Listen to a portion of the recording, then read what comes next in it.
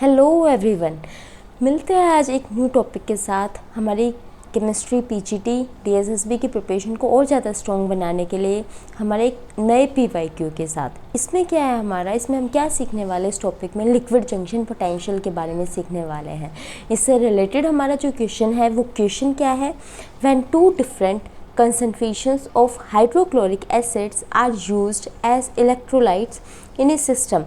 जब भी हम दो अलग अलग कंसनट्रेशन की एसिड्स यूज़ करते हैं एज ए इलेक्ट्रोलाइट किसी भी सिस्टम के अंदर, it contributes as an additional source of potential difference. तो उसकी वजह से जो हमने एसिड लिया है उसकी वजह से क्या होगा, एक एडिशनल पोटेंशियल डिफरेंस जनरेट हो जाएगा हमारा एट द इंटरफेस पर। This is an example of, ये किस टाइप का एग्जांपल है। आपको 4 ऑप्शंस गिवन है, oxidising agent, liquid junction potential, salt bridge and reducing agent. तो आपको liquid junction potential, salt bridge and reducing agent, ठीक है।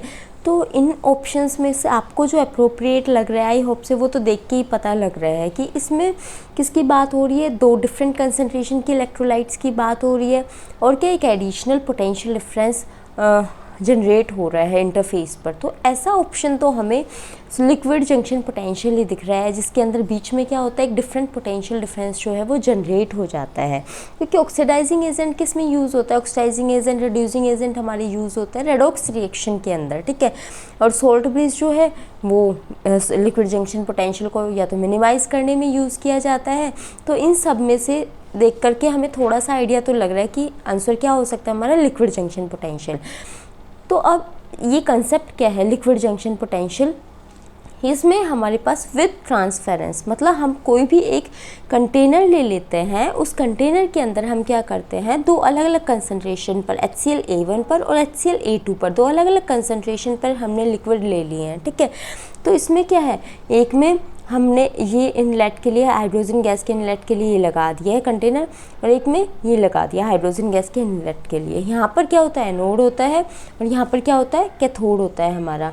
फिर हमने क्या किया है, इसके अंदर हमारे पास हमें पता है H पॉजिटिव होंगे एक साइड Cl नेगेटिव होंगे, ठीक है।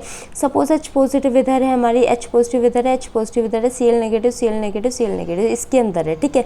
तो क्या होगा, जब भी वो मूव करेंगे तो वो डिफरेंट स्पीड के साथ मूव करेंगे, उनकी माइग्रेशन की स्पीड क्या होगी हमारे पास डिफरेंट होगी। तो H पॉजिटिव वाले तो बहुत हायर स्पीड के साथ मूव कर जाएंगे इधर की साइड, और जो Cl नेगेटिव आयन वाले हैं वो इधर की साइड ही रह जाएंगे, ठीक है।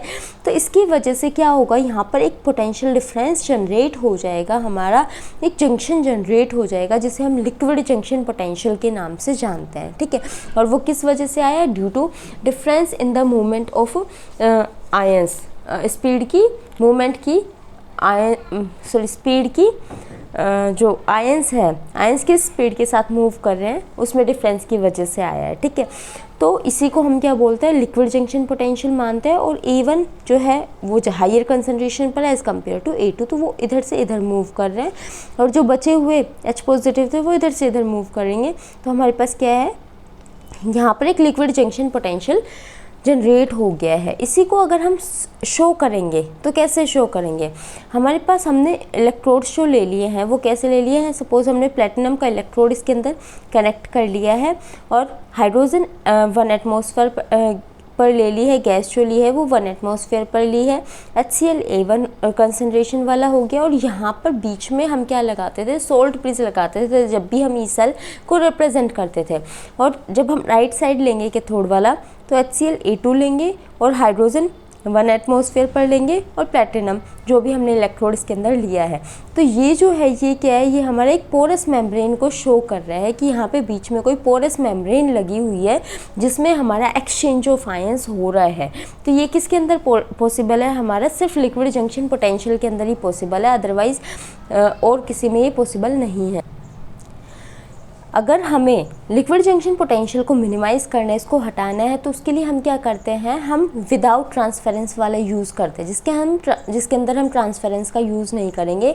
हम अपने दो अलग अलग बीकर ले लेंगे, उन दोनों बीकर को कनेक्ट कर देंगे एक सोल्ट ब्रिज की हेल्प से, तो हमारी इक्वेशन इसी के अकॉर्डिंग चेंज हो जाएगी, सब चीज़ें सेम रहेंगी हमारी। फ़र्क सिर्फ क्या रहेगा, हमारा फ़र्क सिर्फ जो porous membrane is converted into salt bridge, वो सोल्ट ब्रिज में कन्वर्ट हो जाएगी। इसलिए सोल्ट ब्रिज किसके लिए यूज़ किया जाता है, to minimise the liquid junction potential, liquid junction potential को मिनिमाइज करने के लिए यूज़ किया जाता है। सिंस लिक्विड जंक्शन पोटेंशियल यहाँ पे डेवलप हो रहा है, तो ई सेल पर भी इसका इफेक्ट पड़ता है हमारा, ठीक है। हमें वैसे पता है ई सेल क्या होता है, ई कैथोड माइनस ई एनोड होता है, तो उसमें एक ई जंक्शन पोटेंशियल और ऐड हो जाता है, वो हमारा, और अगर हम ब्रीफ में उससे पढ़ना चाहेंगे तो उससे रिलेटेड टॉपिक है। आई होप से आपको ये क्वेश्चन समझ आ गया होगा, लेकिन फिर भी अगर कोई डाउट रह जाता है तो आप कमेंट बॉक्स में डाल सकते हैं। Thank you for watching. If you like my video then give like, share and subscribe.